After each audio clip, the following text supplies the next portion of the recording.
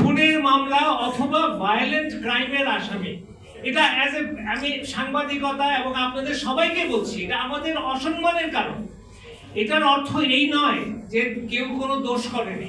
দোষ করে থাকলে তাকে সঠিকভাবে মামলা করে তাকে শাস্তি দেন, এবং তার সাংবাদিকতাতে আমরা কোনোভাবেই তার পাশে দাঁড়াবো না যদি সে সত্যিকার অর্থে সমাজের বিরুদ্ধে বা এই অগাস্ট জুলাইয়ের আন্দোলনের বিরুদ্ধে তার অবস্থান ওরকম থাকে।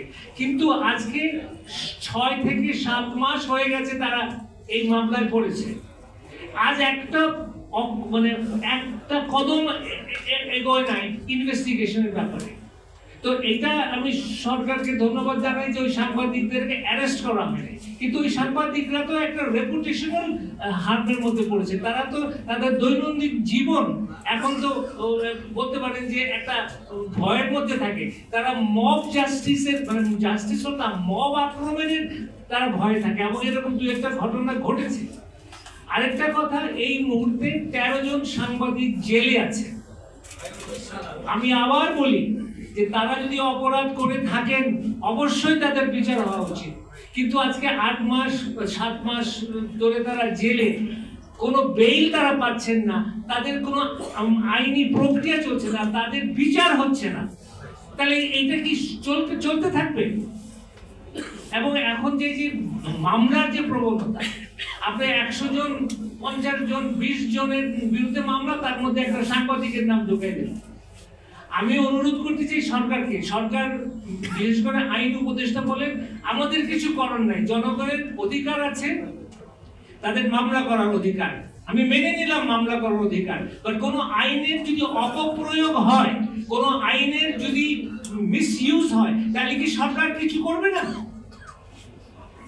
সেখানে আমার বড় প্রশ্ন, এবং আমার কংক্রিট প্রস্তাব হচ্ছে যে সরকারের হয়তো অনেক ব্যস্ততার জন্য এই 266 সাংবাদিকের কেস তারা হয়তো দেখতে পাচ্ছে না, বাট তারা র্যান্ডামলি 10-15টা কেস দেখুক না, যেখানে 20-25 জন সাংবাদিকের মধ্যে 20-25 জন আপনার অভিযুক্তের মধ্যে 1-2 জন সাংবাদিকও আছে, দেখুক না সরকার।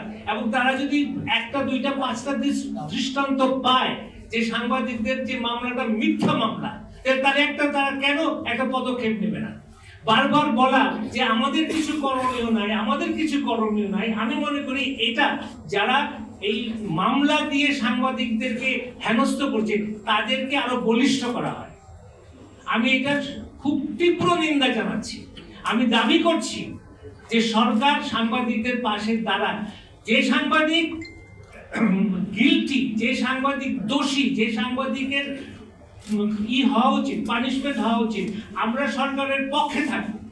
এই সরকার পরিবর্তনের সরকার, এই সরকার সংস্কারের সরকার, এই সরকার আশা করি আমাদের আরো গণতন্ত্রকে বলিষ্ঠ করার সরকার, মত প্রকাশের স্বাধীনতাকে দৃঢ় করার সরকার। কিন্তু এই মুহূর্তে সাংবাদিকদের উপরে যে নির্যাতন হচ্ছে এই মামলার মাধ্যমে, এবং এটাও শুনেছি আমরা যে হত্যা মামলা কেন হত্যা মামলা দেওয়া হয়, কেন হত্যা মামলায় বেল পেতে অসুবিধা হয়। তো যে দিচ্ছেন মামলা সে পরিকল্পিতভাবে হত্যা মামলাকে জড়াচ্ছেন, কেননা যেন সে বেল না পায়।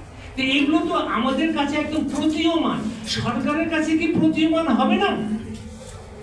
আমার অনুরোধ আবার যে সরকারকে অনুরোধ করছে, আইন উপদেষ্টা, স্বরাষ্ট্র উপদেষ্টা এবং অন্যান্য যারা এর মধ্যে আছেন তাদেরকে উদ্যোগী হয়ে তারা যেন একটা দৃষ্টান্ত স্থাপন করেন। এবং এখানে বলতে আমি বাধ্য হচ্ছি যে শুধু আমাদেরই কি এটা করছে না, মনক্ষুণ্ণ করছে না, বিশ্বে বাংলাদেশের কিন্তু একটা ভাবমূর্তি নষ্ট হচ্ছে। যদিও আমরা 6 স্টেপ বেড়েছি, এটা আনন্দের ব্যাপার, এবং বিশেষ করে ভারত পাকিস্তান থেকে আমরা এগিয়ে আছি, এটা আরো আনন্দের ব্যাপার। কিন্তু আমরা কিন্তু যেটা নাহিদ ইসলাম বলেছেন যে আমরা কিন্তু তলানিতেই আছি।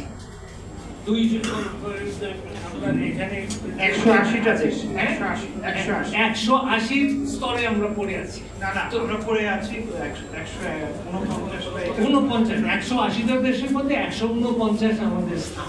এটা আগের থেকে আমরা বেড়েছি, তো আগের থেকে বাড়ানোর জন্য অভিনন্দন, কিন্তু এখনো তলানিতে পড়ে আছে।